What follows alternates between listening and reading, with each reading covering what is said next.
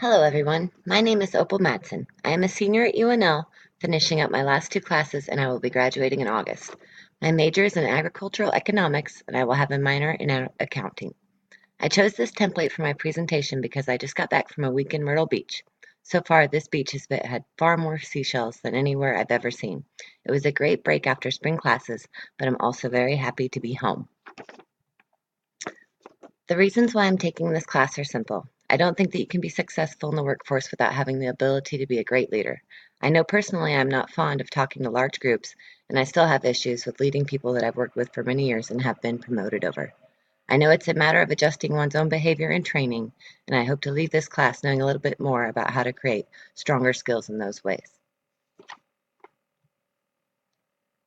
The concept that I found most interesting from last week came about in the article, The New Science for Building Great Teams, from the Harvard Business Review magazine article that we had in our readings. I have always been amazed by scientists and experiments, and I was thoroughly impressed that just by looking at the data, that they can predict how successful a team will or will not be. I would have thought there would have been too many things that there wouldn't be able to measure or quantify, and that it would be impossible to predict who would work together well and who wouldn't. The other line from that article that I could not agree with more is that face-to-face conversation is the most kind of valuable conversation you could have. I have had numerous issues with interactions between employees and misunderstandings through emails and text. I understand we live in a digital world and it can be much easier to send a text or email. However, if you are asking for a favor or trying to make a request, it is much better to do so in person or over the phone. My next page is made up of some of the organizations that I've been involved in.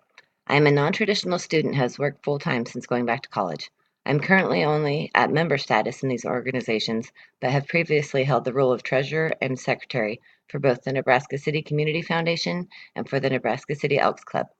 The others, the Nebraska City Museums Association, Lewis and Clark National Historic Trail Foundation, and the Southeast Nebraska Tourism Councils, are organizations that relate to my career in tourism. One interesting fact about me, or rather, one unique thing about me, is that I have been in management at the MRB Lewis and Clark Center in Nebraska City for over 14 years.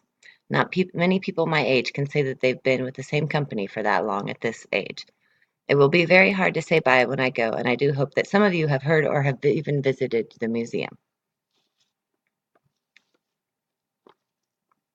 I'm originally from Nebraska City and currently live in Omaha. My husband and I were married last year, and he works for Union Pacific here in downtown Omaha. We have two pets, our Great Dane Dolce and our Siamese Gucci, and four nephews, Kyson, Keelan, Kazan, and Parker, the oldest being 8 and the youngest being 3 months. They are all quite a handful and take up most of our free time. I hope everyone has had a great start to their summer and look forward to working together in this class. Thanks, Opal.